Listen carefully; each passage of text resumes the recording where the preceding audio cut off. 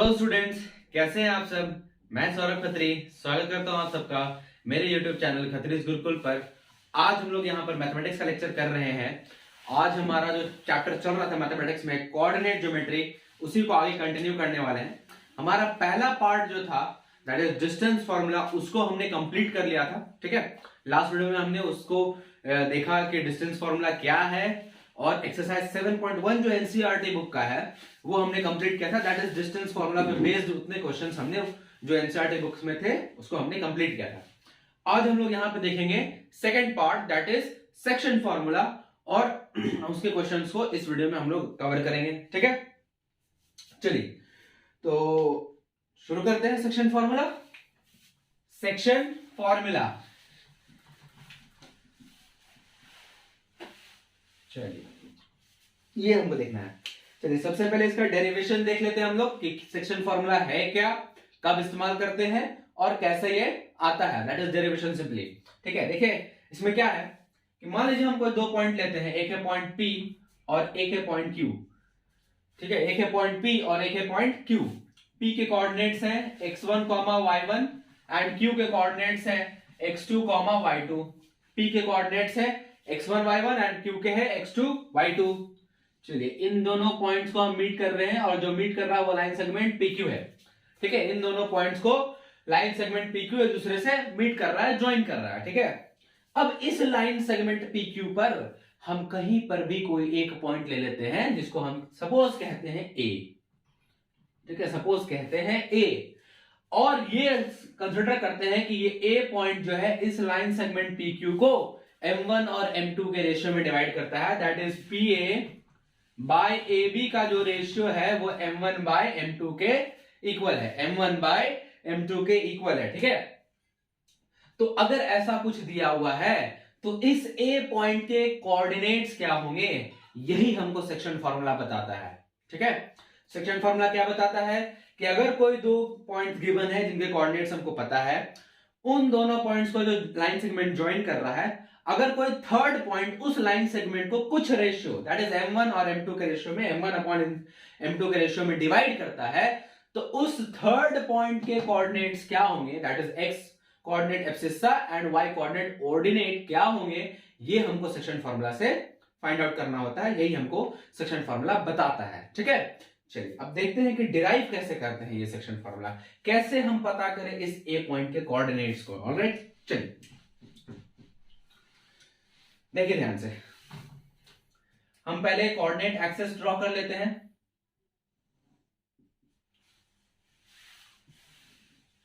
ये हो गया हमारा कोऑर्डिनेट एक्सेस, ये हो गया हमारे दो पॉइंट्स। ठीक है, P एंड Q। P के कोऑर्डिनेट्स है x1, y1 एंड Q के कोऑर्डिनेट्स है x2, y2। ठीक है, एक थर्ड पॉइंट यहां पर इसमें लेते हैं पॉइंट A।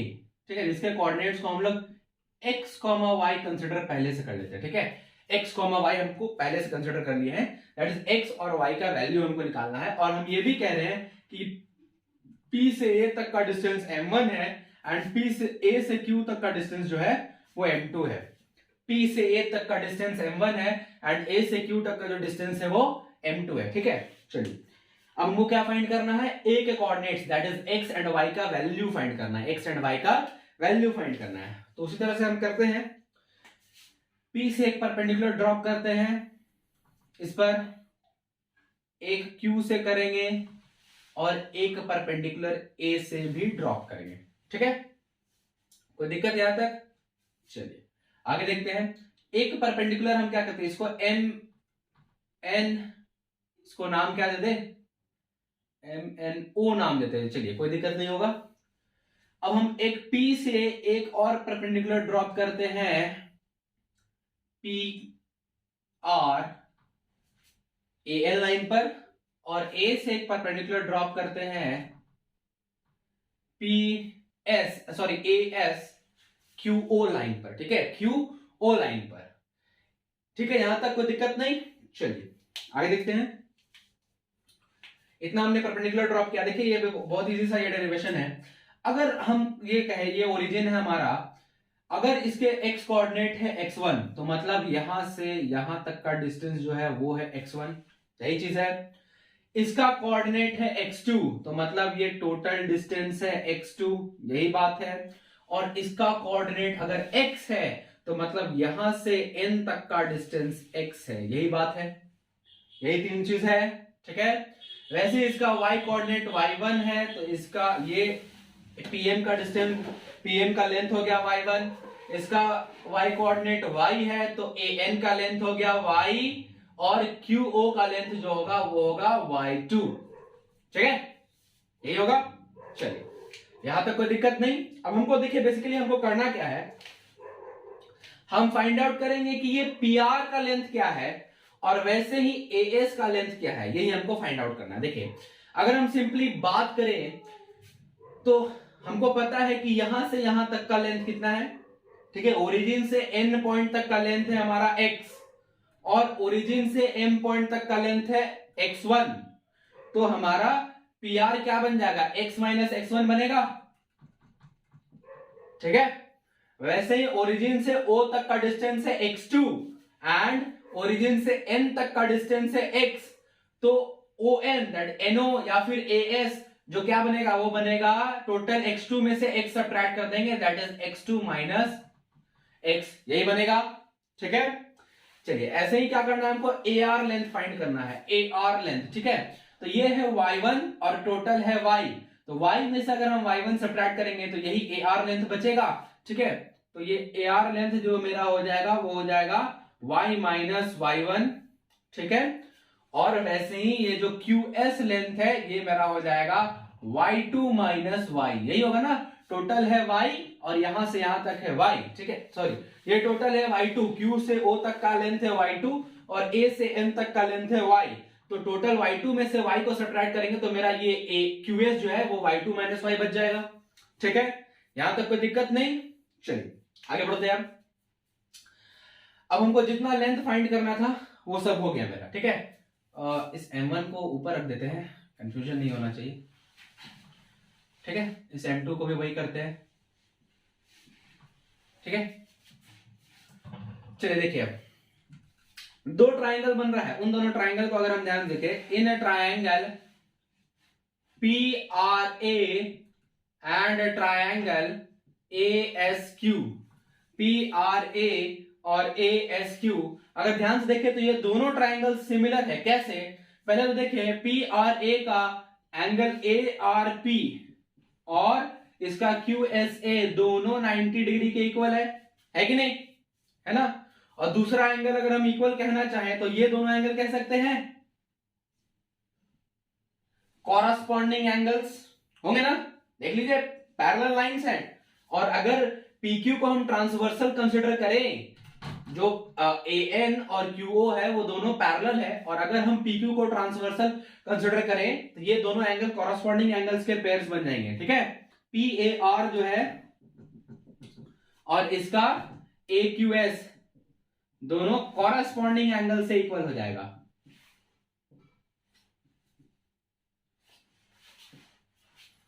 ठीक है। सो देयरफॉर दो एंगल इक्वल हो गया तो ट्राइंगल PRA सिमिलर हो गया है ट्राइंगल ASQ से। कौन सा क्राइटेरिया, डबल ए क्राइटेरिया, यही हुआ ना, ठीक है। तो अब जब हमने सिमिलैरिटी ये पढ़ा हुआ है, हमने ट्राइंगल्स की सिमिलैरिटी पढ़ा हुआ है और हमने ये देखा है कि अगर दो ट्राइंगल सिमिलर है तो उनके कॉरस्पॉन्डिंग साइड्स का जो रेशियो है वो इक्वल होता है, ठीक है। मतलब उनके कॉरस्पॉन्डिंग साइड्स इक्वल प्रोपोर्शन में होते हैं, इक्वल प्रोपोर्शन में होते हैं। तो अगर हम कॉरस्पॉन्डिंग साइड्स की बात करते हैं तो देखिए कौन कौन से कॉरस्पॉन्डिंग साइड्स आएंगे।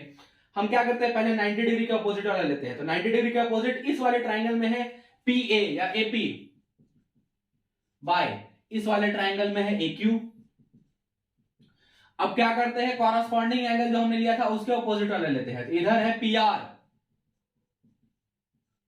और यहां पर है AS इक्वल टू, बचा हुआ साइड कौन कौन है, इसका है AR और इसका है QS, इसका है AR और इसका है QS, यही है, ठीक है। यही तीनों कॉरस्पॉन्डिंग साइड्स हैं जिनका रेशियो इक्वल होना है, ठीक है। चलिए आगे देखते हैं।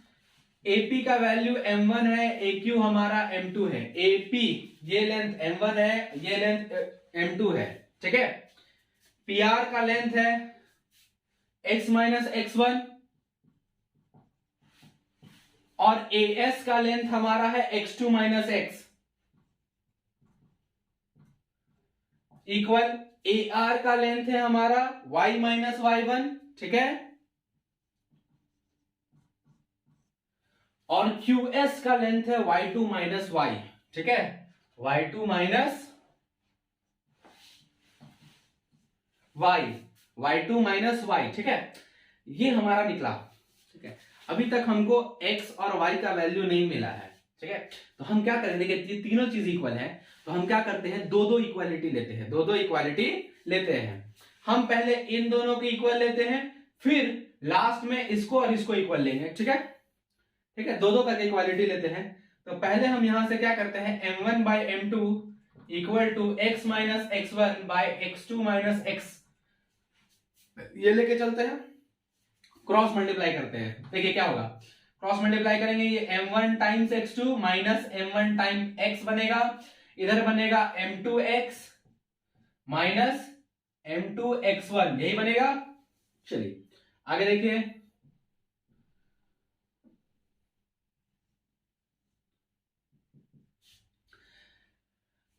अब x को एक तरफ, इन दोनों में x है ना, तो इसको एक तरफ रखते हैं और इसको इधर ले आते हैं, ये बन गया m1x2, ये इधर माइनस में है, इधर आकर के प्लस में बन जाएगा m2x1, ये इधर m2x, ये प्लस में उधर जाएगा m1x, ठीक है, ये हो गया m1x2 plus m2x1 equal to, दोनों में से x कॉमन लेंगे तो क्या बचेगा हमारा m1 प्लस m2, ठीक है।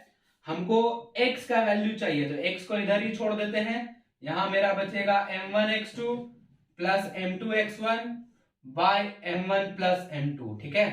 तो ये है हमारा पॉइंट A का एब्सिस्सा का वैल्यू, पॉइंट A का एब्सिस्सा का value, that is x coordinate का वैल्यू, ठीक है। पॉइंट A के x कोऑर्डिनेट को हमने x कंसीडर किया था और वही हमको मिला है, किस किस टर्म में, इसके और इसके कोऑर्डिनेट्स प्लस ये जिस रेशियो में डिवाइड कर रहा है उस रेशियो के टर्म में हमको ये मिल रहा है, ठीक है। वैसे ही जब हम फर्स्ट एंड लास्ट वाले को इक्वल लेंगे, फर्स्ट एंड लास्ट वाले को इक्वल लेंगे, तो यहीं से जब उसको सेम इसी तरह से क्रॉस मल्टीप्लाई वगैरह करके निकालेंगे तो हमको जो y का वैल्यू मिलेगा वो मिलेगा m1y2 plus m2y1 by m1 plus m2, m1y2 plus m2y1 by m1 plus m2, m1 plus m2।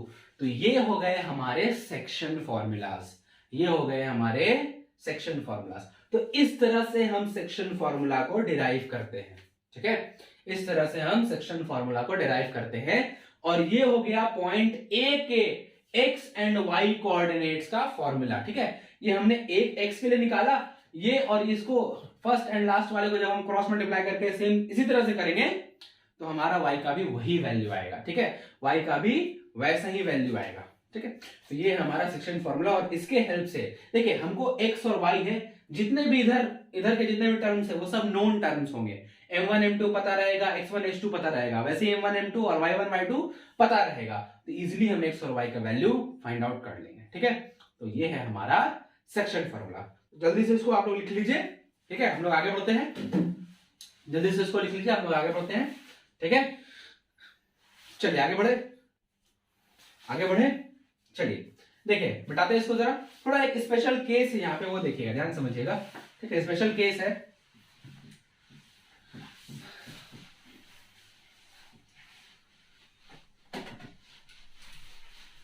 चलिए ध्यान से देखिए, देखिए एक स्पेशल केस क्या है, अभी हमने क्या किया, जो PQ लाइन था, ठीक है, इसका था x1 y1, इसका था x2 y2, हमने पॉइंट A को जो है कहीं पर भी, इस लाइन पर कहीं पर भी कंसिडर किया हुआ था, बट क्या होगा तब जब वो पॉइंट A एग्जैक्टली इसके इन दोनों पॉइंट्स के बीच में होगा, मतलब if A is the mid point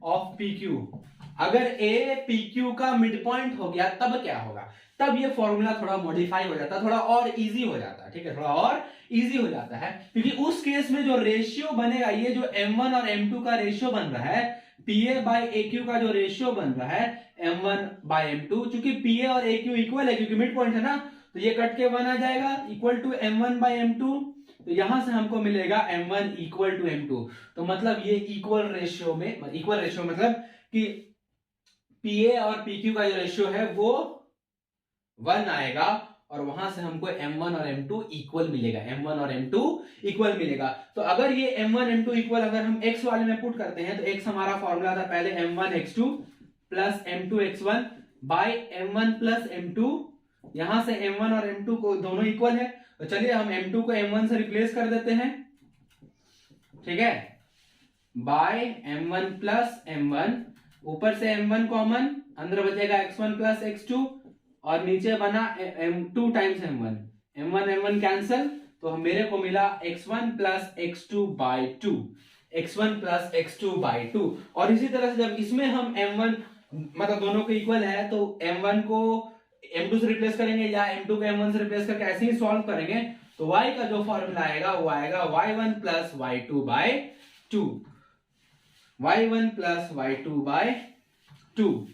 तो इस तरह से जब मिड पॉइंट बन जाएगा, पॉइंट ए मिड पॉइंट जब हो जाएगा, तब ये इस तरह से फॉर्मूला मॉडिफाई हो जाता है और भी आसान हो जाता है, ठीक है। तब m1 m2 को रखना नहीं, सिंपली p का x कोऑर्डिनेट और q का x कोऑर्डिनेट को ऐड करके 2 से डिवाइड कर देंगे, और y के लिए p के y कोऑर्डिनेट और q के y कोऑर्डिनेट को ऐड करके 2 से डिवाइड कर देंगे, हमको मिल जाएगा पॉइंट a का coordinates x and y, point a का कोऑर्डिनेट्स x एंड y। तो ये एक हमारा स्पेशल केस हो गया, ठीक है।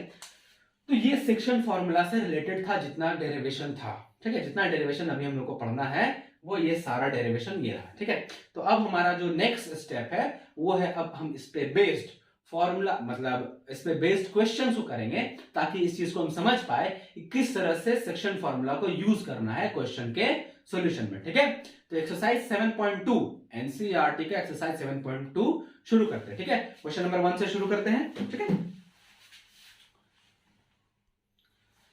देखिए क्वेश्चन नंबर 1 में क्या बोलता है, बोल रहा है कि find the coordinates of the point which divides the join of -1,7 and 4,-3 in the ratio 2:3, ठीक है। दो पॉइंट्स हमको गिवन है, एक है -1,7 और एक है हमारा 4,-3, ठीक है।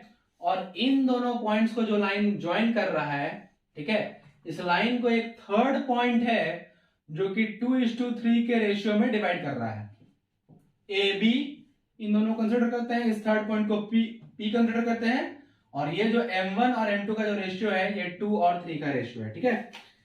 m1 और m2 का जो रेशियो है वो 2:3 का रेशियो है, ठीक है। तो यहां पर x1 जो है हमारा वो -1 है, y1 हमारा 7 है, x2 4 है, y2 -3 है, m1 2 है, m2 3 है, ठीक है। इसके कोऑर्डिनेट्स को हम लोग x, y कंसीडर करते हैं, तो यूजिंग सेक्शन फॉर्मूला लिखेंगे, using section formula x coordinate के लिए क्या फॉर्मूला था हमारा, m1 x2 plus m2 x1 bye m1 plus m2, यही था। y कोऑर्डिनेट के लिए क्या फॉर्मूला था, m1 y2 plus m2 y1 bye m1 plus m2, यही था। चलिए पुट करते हैं values, m1 2 x2 4 2 into 4 8 plus m2 x1 m2 3 x1 -1 -3 by m1 plus m2 3 plus 2 5, ये आ जाएगा मेरा 5/5 दैट इज 1, ठीक है, ये आ जाएगा 1। y को कैलकुलेट करते हैं, m1 y2 m1 y2 -6, m2 y1 m2 y1 21 bye m1 plus m2 5, ये आ जाएगा 15/5 दैट इज 3। देयरफॉर ये जो P पॉइंट है इसके कोऑर्डिनेट्स हो जाएंगे 1,3। तो वो पॉइंट 1,3 है जो इन दोनों पॉइंट्स के ज्वाइन को 2:3 में डिवाइड करता है। ठीक है, तो इस तरह से हम लोग सेक्शन फॉर्मूला को यूज करते हैं। चलिए आगे बढ़ते हैं नंबर 2 के लिए। चलिए क्वेश्चन नंबर 2 देखते हैं। क्या लिखता है, find the coordinates of the points of trisection of the line segment joining 4, -1 and -2, -3. दो पॉइंट्स गिवन है, 4, -1 एंड -2, -3। अब बोल रहा है कि हमको उन पॉइंट्स, नॉट अ पॉइंट, उन पॉइंट्स के कोऑर्डिनेट्स फाइंड करने हैं जो इस लाइन सेगमेंट को ट्राइसेक्ट कर रहा है। ठीक है, मान लेते हैं ये P है और ये Q है, ये P है और ये Q है, ट्राइसेक्ट कर रहा है। क्या कर रहा है, ट्राइसेक्ट। देखिए बाइसेक्शन के लिए एक पॉइंट की रिक्वायरमेंट होती है, इन दोनों के बीच में एक पॉइंट लेंगे तो वो इस लाइन सेगमेंट को बाइसेक्ट कर देगा। लेकिन अगर हम ट्राइसेक्शन की मतलब 3 इक्वल पार्ट में डिवीजन की बात कर रहे हैं, ठीक है, ट्राइसेक्शन मतलब 3 इक्वल पार्ट में डिवीजन की बात कर रहे हैं, तो हमको 2 पॉइंट्स की रिक्वायरमेंट होगी। कितने पॉइंट्स, 2 पॉइंट्स की रिक्वायरमेंट होगी। तो हम कंसिडर करते हैं कि वो 2 पॉइंट्स है A एंड B। ये A है और ये B है। ठीक है, ये 2 पॉइंट्स है। Let A and B be the points और are the points which trisect the line segment PQ joining 4, -1 and -2, -3। ठीक है, ये लिख लेंगे स्टेटमेंट। उसके बाद देखिए सॉल्यूशन कैसे चलेगा। उसके बाद का सॉल्यूशन कैसे चलेगा, हमको क्या करना है, A का और B का कोऑर्डिनेट फाइंड करना है। तो हम A से शुरुआत करेंगे। ठीक है, तो जब हम A के कोऑर्डिनेट्स फाइंड कर रहे हैं तो B को भूल जाना है, B को भूल जाना है। B है ही नहीं, ये कंसिडर करके चलना है। ठीक है, B है ही नहीं। तो देखिए अगर हम 4A बात करते हैं, 4 पॉइंट A, x1 क्या होगा 4, y1 क्या होगा -1, x2 क्या होगा, y2 क्या होगा, x2 -2, y2 -3। यहां पे अब सवाल है m1 और m2 का, m1 और m2 का। ठीक है, एक चीज ध्यान समझिए, m1 और m2 का जो रेशियो है वो क्या होगा, PA बाय AQ का ही रेशियो ना होगा, PA बाय AQ का ही ना रेशियो होगा। ठीक है, चलिए देखिए ध्यान से, PA AQ को हम लोग AB प्लस BQ लिख सकते हैं। ये PA बाय A, देखिए PA AB और BQ तीनों इक्वल है क्योंकि ट्राइसेक्ट कर रहा है, तीनों इक्वल है क्योंकि ट्राइसेक्ट कर रहा है। तो हम AB और BQ को भी PA ही लिख देते हैं। तो ये बन जाएगा PA by 2 times PA cancel, 1/2 आ गया। तो PA बाय AQ 1/2 के रेशियो में डिवाइड हो रहा है। तो M1 हो जाएगा 1 और M2 हो जाएगा 2।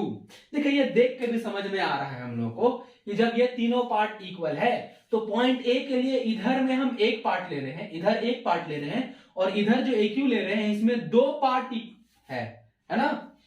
तीनों पार्ट जब इक्वल है, PA AB और BQ तीनों इक्वल है। ठीक है, तो जब अब देखिए यहां ध्यान से ये बात पता चल रही है कि हम इधर P जब पॉइंट A की बात कर रहे हैं तो PA और AQ ले रहे हैं, यही ना, PA और AQ ले रहे हैं, ये तीनों इक्वल है, PA AB BQ तीनों इक्वल है ना। तो इधर हम क्या ले रहे हैं, एक पार्ट ले रहे हैं, इधर एक पार्ट ले रहे हैं, जबकि इस तरफ AQ के लिए 2 पार्ट्स ले रहे हैं, AB एंड BQ दोनों ले रहे हैं। तो इधर का अगर हम 1 कंसिडर करते हैं तो ये 2 पार्ट है, 1:2 का रेशियो। ये देख के भी समझ में आ रहा है, ये देख के भी समझ में आ रहा है। तो 1:2 का रेशियो हमको M1 M2 का वैल्यू मिल गया। अब इजी है हमारे लिए, x हो जाएगा M1 x2 -2 plus M2 x1 8 by M1 plus M2 3, 6/3 that is 2। y का जो वैल्यू होगा M1 y2 -3 plus M2 y1 2 -1 -2 by M1 plus M2 that is 3, this will become -5/3। तो जो पॉइंट A के कोऑर्डिनेट्स आ गए वो आ गए 2, -5/3, 2, -5/3। ठीक है, this is 2, -5/3।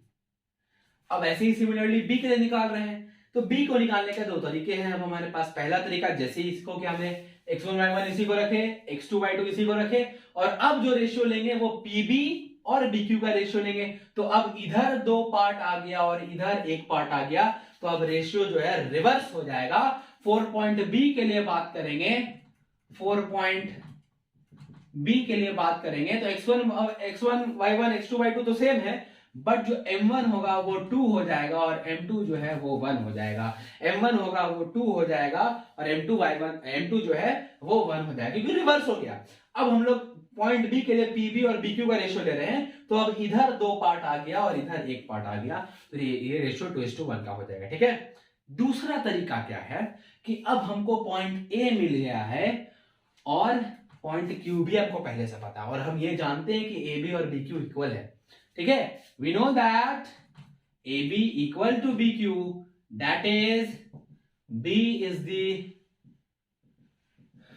Mid point of A Q. यही हुआ ना, बी मिड पॉइंट हो गया ए क्यू का।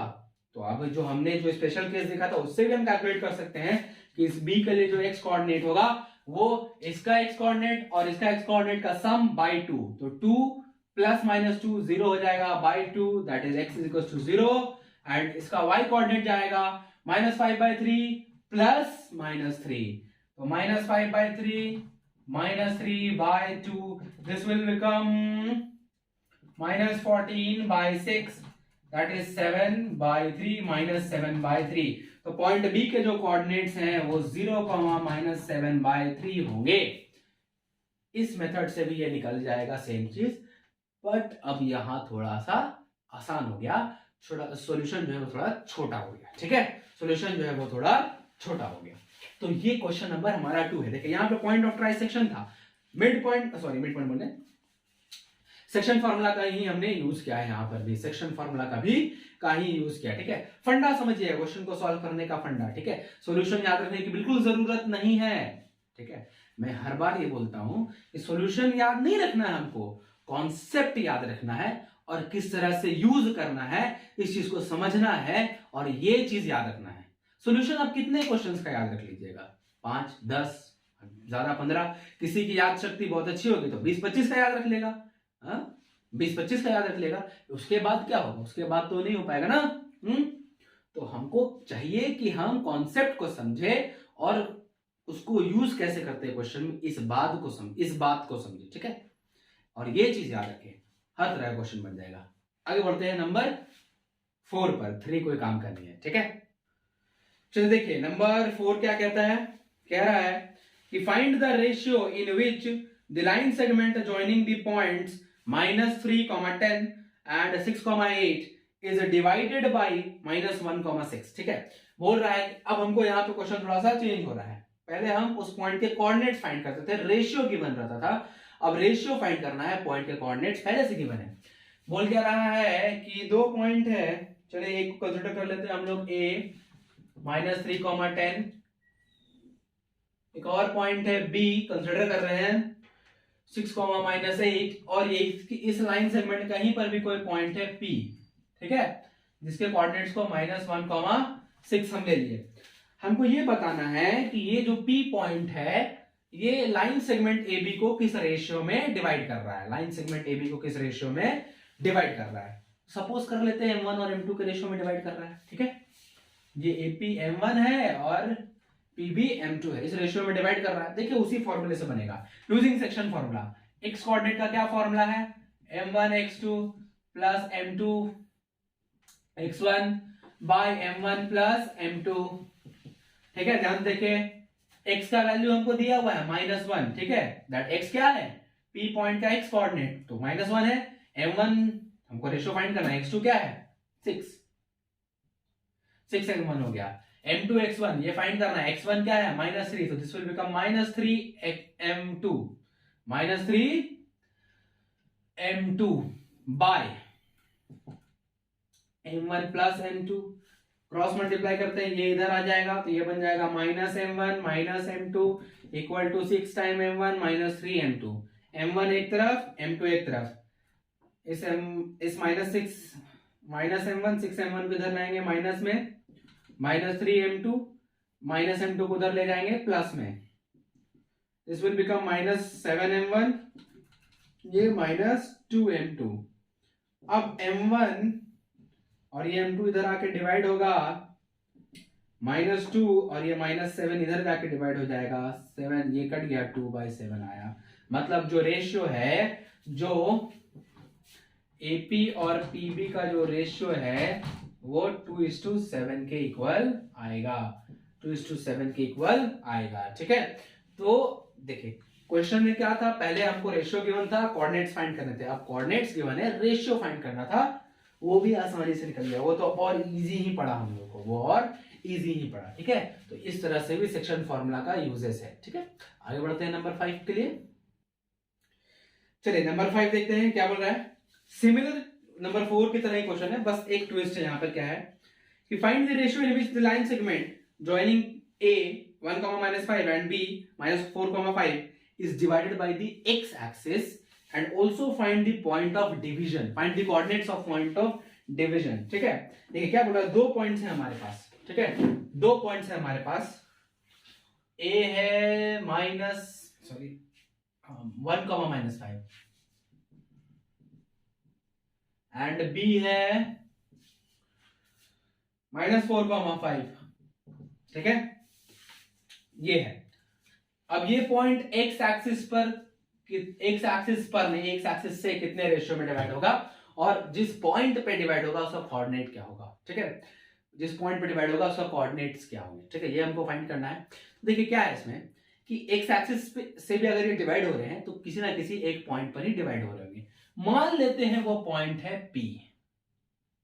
ठीक है, और चूंकि अब P पॉइंट एक्स एक्सिस पर है तो इसका y कोऑर्डिनेट 0 हो जाएगा। तो इसका कोऑर्डिनेट्स कुछ ऐसे लिख सकते हैं, x, 0। इसका x कोऑर्डिनेट कुछ ना कुछ होगा, बट y कोऑर्डिनेट तो 0 हो जाएगा ना, क्योंकि वो x एक्सिस पर है। तो इतना बस समझना है, उसके बाद का काम आसान है। तो देखिए इसका y कोऑर्डिनेट हमको गिवन है, तो उसके हेल्प से हम ये रेशियो निकाल लेंगे। तो y जो है m1 y2 plus m2 y1 bye m1 plus m2 के इक्वल होगा, y का वैल्यू है 0, इधर m1 फाइंड करना है, y2 क्या है 5 और y1 है -5, तो this will become -5 times m2 by m1 plus m2। ये m1 क्रॉस मल्टीप्लाई इसको करेंगे इधर, तो 0 पे खत्म हो जाएगा, बचेगा 5m1 -5m2 equal to 0, that is 5m1 equal to 5m2, that is m1 by m2 equal to 5 by 5, that is 1। मतलब मिड पॉइंट पे हो रहा है ना, m1 और m2 जो है उसका रेशियो 1 आ गया, दैट इज मिड पॉइंट पे एक्स एक्सिस इसको डिवाइड कर रही है। जब m1 m2 मिल गया, जब मिड पॉइंट पे डिवाइड कर रही है, तो सीधे ये जो x है, p पॉइंट का x कोऑर्डिनेट है, इन दोनों का x coordinate that is x1 plus x2 by 2 के इक्वल होगा, that is 1 -4 by 2, that is -3 by 2, that is p point से कोऑर्डिनेट्स हो जाएंगे -3 बाय 2, 0, -3 बाय 2, 0। क्यों? क्योंकि m1 और m2 का रेशियो 1 आया है। This shows that p is at the middle of the line segment AB। ठीक है, at the middle of the line segment AB, mid point है, तो इजीली इस तरीके से निकल गया। ठीक है, आसान है, बस समझना था कि एक्स एक्सिस से हमको बोल रहा है, तो जिस पॉइंट पे एक्स एक्सिस पे डिवाइड होगा, एक्स एक्सिस से जिस पॉइंट पे डिवाइड होगा उसके कोऑर्डिनेट्स जो है x, 0 होगा, दैट इज y कोऑर्डिनेट उसका 0 होगा, उसके हेल्प से ये निकल गया और यहां से फिर ये पता चल गया। ठीक है, नंबर 6 के लिए आगे बढ़ते हैं। देखिए नंबर 6 क्या बोल रहा है, if 1, 2, 4, y, x, 6 and 3, 5 are the vertices of a parallelogram taken in order, find x and y। बोल क्या रहा है कि 4 पॉइंट्स हमको दे दिया है,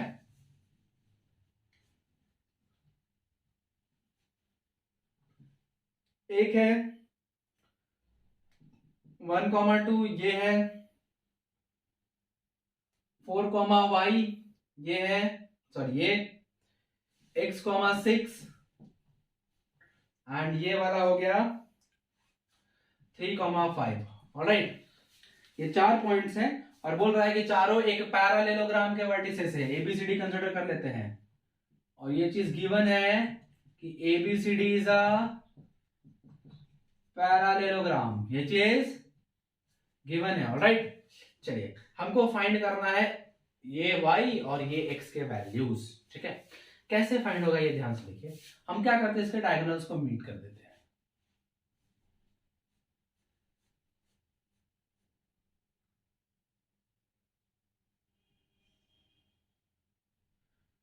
ठीक है, पॉइंट ओ पे दोनों कट कर रहा है, और हमको ये बात पता है कि diagonals of a parallelogram bisect each other.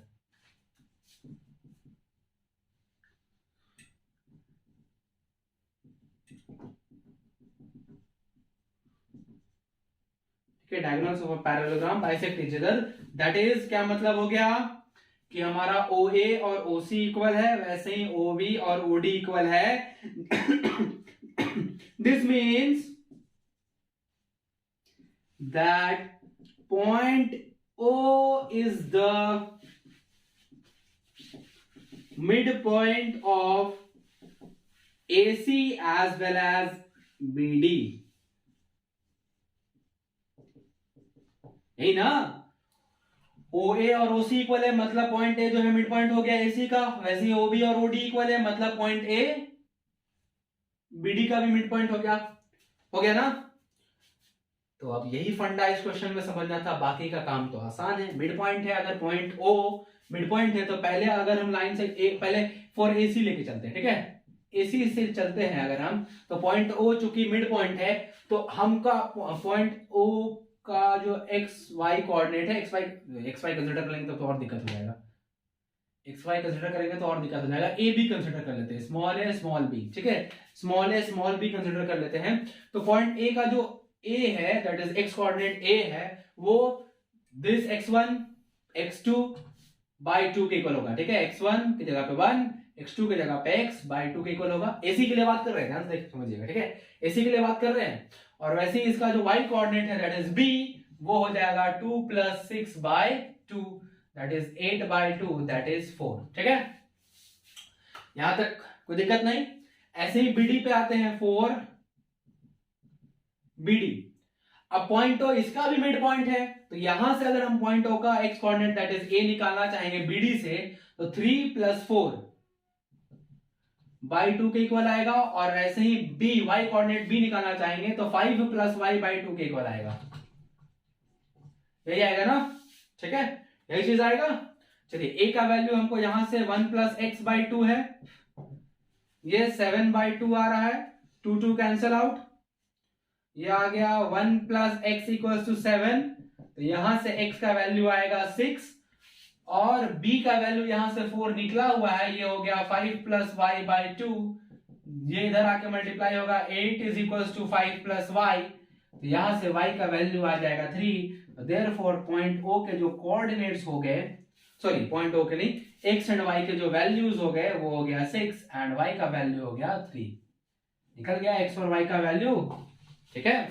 आसान था ये भी क्वेश्चन, बस समझना ये था कि किस चीज का हेल्प लेना है। पैरेललोग्राम के कोऑर्डिनेट्स बोल दिया, डिस्टेंस फार्मूला के यहाँ पे हमको हेल्प ही नहीं लेना है कि हम ये सोचे कि ऑपोजिट साइड्स का लेंथ इक्वल होता है, तो हम ऑपोजिट साइड्स के लेंथ को इक्वेट करें और वहां से x एंड y का वैल्यू निकालें। हमको डिस्टेंस फार्मूला नहीं यूज करना, हमको सेक्शन फार्मूला यूज करना है, तो उसके लिए हम लोग डायगोनल के हेल्प से कर पा रहे हैं, ठीक है, डायगोनल के हेल्प से किए हम लोग, और इस तरह से क्वेश्चन का सोल्यूशन हो गया, ठीक है।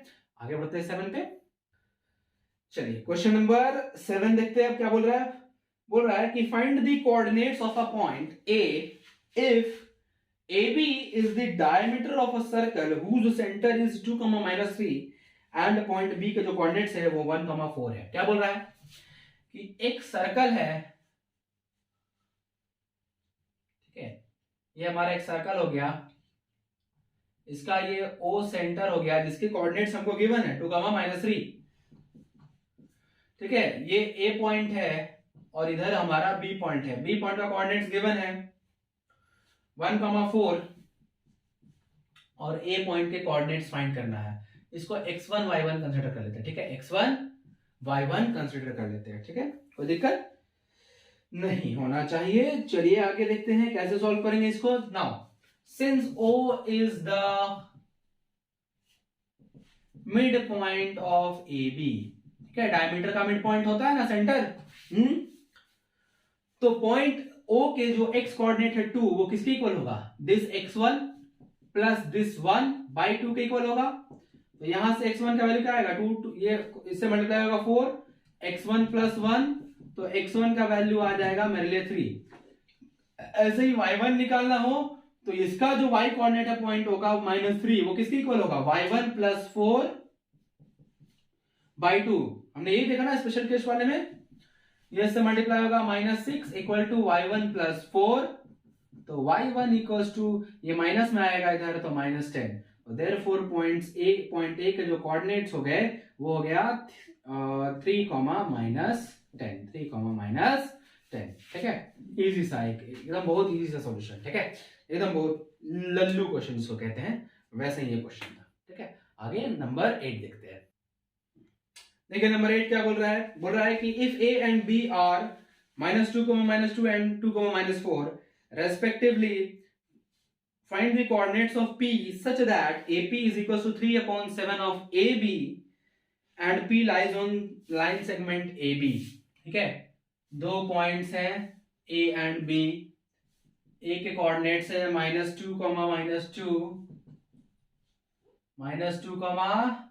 -2 एंड B के जो कोऑर्डिनेट्स हैं वो हैं 2, -4, और बोल रहा है कि इस पर कहीं है कोई पॉइंट AP, P पॉइंट है, और ये हमको रिलेशन है AP इक्वल टू जो है वो 3/7 ऑफ AB है, ये रिलेशन हमको दिया हुआ है। यहां से हमको P पॉइंट का कोऑर्डिनेट फाइंड करना है, P पॉइंट के कोऑर्डिनेट्स फाइंड करने हैं। देखिए बहुत इजी सा सवाल है, बहुत इजी है। ये 7 इधर आएगा तो 7 टाइम्स AP, 3 टाइम्स AB को हम लोग AP प्लस PB लिख सकते हैं, AP प्लस PB लिख सकते हैं, कोई दिक्कत नहीं। 7AP is equal to 3AP plus 3PB, 7AP minus 3AP equal to 3PB, 4AP equal to 3PB, AP by PB equals to 3/4, that is M1 by M2 equal to 3/4, that is AP जो है वो 3 है और PB जो है वो 4 है। M1 M2 का वैल्यू पता चल गया, X1 Y1 पता है, X2 Y2 पता है, सेक्शन फॉर्मूला लगा लेंगे, क्वेश्चन सॉल्व हो जाएगा।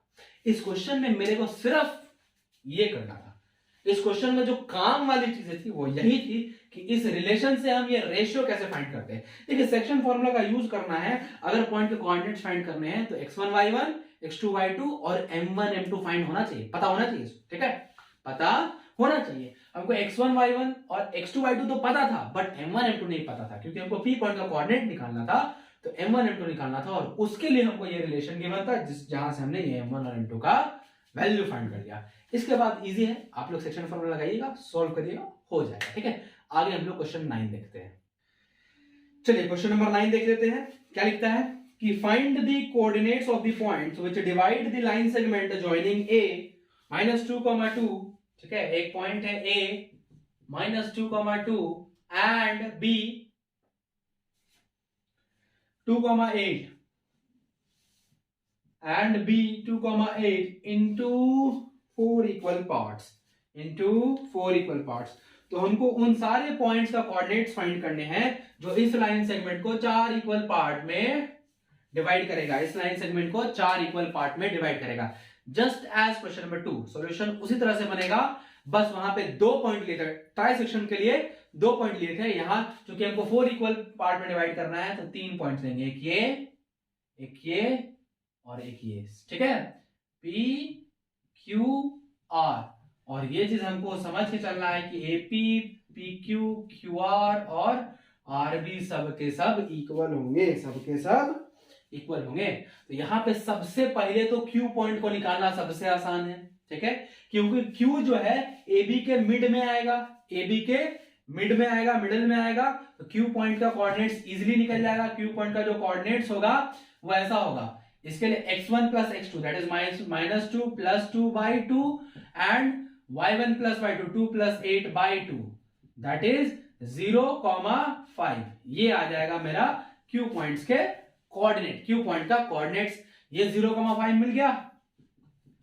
और इसके बाद तो और भी आसान हो गया, क्योंकि AP और PQ इक्वल है तो P AQ का मिड पॉइंट हो गया, तो इन दोनों के हेल्प से P निकल जाएगा, और वैसे ही QR और RB इक्वल है तो QB का मिड पॉइंट हो जाएगा R, और इन दोनों के हेल्प से R निकल जाएगा। P का क्या निकलेगा कोऑर्डिनेट्स देखते हैं, इन दोनों के हेल्प से -2 plus 0/2, 2 plus 5 by 2 that is -1, 7 by 2। और ऐसे ही यहां से जो r पॉइंट के कोऑर्डिनेट्स निकलेंगे इसके हेल्प से 0 plus 2 by 2 and 5 plus 8 by 2 that is 1, 13 by 2। ठीक है, आसान सा हो गया, आसान सा हो गया।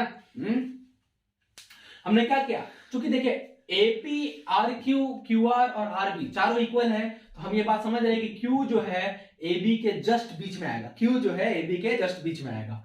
तो हमको पता था स्पेशल केस, जब कोई लाइन सेगमेंट के बीच में कोई पॉइंट आ जाए तो हमको कैसे उसका कोऑर्डिनेट निकालना है। ठीक है, एकदम मिडल में आ जाए तो कोऑर्डिनेट कैसे निकालना है, x1 plus x2 by 2, y1 plus y1 by 2। तो हमने a और b के कोऑर्डिनेट्स के हेल्प से q का पहले निकाल लिया।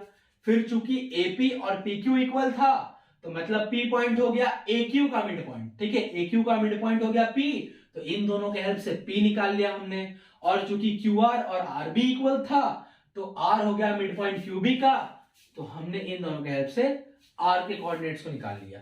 आप चाहे तो एक लंबा मेथड भी उसको भी इस्तेमाल कर सकते हैं। ठीक है, कि हम क्या करें, जैसे क्वेश्चन नंबर 2 में क्या था कि P पॉइंट्स के लिए ये क्योंकि चारों इक्वल है तो ये AP बाई PB का रेशियो निकाल लेंगे, तो इधर एक पार्ट इधर 3 पार्ट 1:3 का रेशियो आएगा। Q तो मिड पॉइंट से ही बनने वाला है, R के लिए रेशियो रिवर्स हो जाएगा 3:1 का, वहां से लंबा भी जा सकते हैं या ऐसे आसानी से छोटा सॉल्यूशन भी बना सकते हैं। ठीक है, तो ये था क्वेश्चन नंबर 9 का सॉल्यूशन। आगे बढ़ते हैं 10 पर। चलिए क्वेश्चन नंबर 10 देखते हैं क्या लिख रहा है कि find the area of the rhombus if its vertices are 3,0। ठीक है, एक रोम्बस है, इसका एरिया फाइंड करना है। अगर इसके वर्टिसेस गिवन है, ए है 3,0, बी है, ये ABCD खुद से मान रहे हैं, ठीक है, गिवन नहीं है, सी है -1,4 एंड डी है, ऑर्डर में लेना है -2, -1। ठीक है, सीरियल वाइज बोल रहा है इसका एरिया फाइंड करना है। और हिंट में इसका फॉर्मूला भी लिखा हुआ है कि एरिया ऑफ रोम्बस जो होता है वो half into product of it's diagonals, product of it's diagonals. तो ये तो डिस्टेंस फॉर्मूला का क्वेश्चन है, लगता है एनसीईआरटी वालों ने गलती से सेक्शन फॉर्मूला में डाल दिया है। ठीक है, क्या है, डिस्टेंस फॉर्मूला से हम AC का लेंथ निकाल लेंगे और BD का लेंथ निकाल लेंगे, दोनों लेंथ निकाल के दोनों का प्रोडक्ट लेंगे, हाफ से मल्टीप्लाई करेंगे, एरिया निकल जाएगा, होगा ना। तो ये तो आराम से कर सकते हैं क्योंकि डिस्टेंस फार्मूला तो हमने लास्ट वीडियो में ही देख लिया है। ये कैसे यूज करना है, √x2 - x1 whole square plus y2 - y1 whole square, ये डिस्टेंस फार्मूला। AC और BD का लेंथ वैसे निकाल लेंगे, half into product of its diagonal ले लेंगे, दोनों डायगोनल्स का प्रोडक्ट ले लेंगे लेंथ का, और जो हमको क्वांटिटी मिलेगा that will be the area of this rhombus, area of this rhombus. ठीक है, तो यहां पर हमारा एक्सरसाइज 7.2 जो है समाप्त होता है। और ये जो पार्ट 2 है हमारा इस चैप्टर का, दैट इज सेक्शन फार्मूला वाला जो पोर्शन है, ये भी समाप्त होता है यहाँ पर। तो यहाँ पर हमने सेक्शन फार्मूला में लगभग 8 क्वेश्चंस किया है। ठीक है, अलग अलग तरह के क्वेश्चंस देखे हैं। सिंपल हमने क्या बोलते हैं कि जब हमको पॉइंट के कोऑर्डिनेट्स फाइंड करने हो, ठीक है, एंड पॉइंट के कोऑर्डिनेट्स गिवन है और रेशियो गिवन है, तब try section, 4 equal part, x axis, ठीक है, ये सब तरह के क्वेश्चंस हमने देख लिए। ठीक है, तो अलग अलग तरह के क्वेश्चंस देखे हैं, तो अब डाउट नहीं रहना चाहिए कि सेक्शन फॉर्मूला को यूज कैसे करते हैं क्वेश्चन सॉल्व करने में। ठीक है, तो आज का हम लोग वीडियो यहीं पे समाप्त करते हैं। ठीक है, आज का लेक्चर यहीं पे रखते हैं। ठीक है, तो मुझे उम्मीद है कि आप लोगों को इस चैप्टर में, इस वीडियो में जितने भी कॉन्सेप्ट्स हमने देखे हैं सब कुछ समझ में आ गया होगा। ठीक है, तो अगर आपको मेरी वीडियोस अच्छी लगती हैं तो आप मेरे वीडियोस को लाइक कर लीजिए और मेरे चैनल खतरीज गुरुकुल को सब्सक्राइब कर लीजिए और बगल में जो बेल आइकन है उसको प्रेस करके ऑल को सिलेक्ट कर लीजिए, जिससे कि आप हमारे किसी भी वीडियो को मिस ना कर पाए। तो मिलते हैं आप लोगों से एक नए वीडियो लेक्चर में, तब तक के लिए थैंक यू।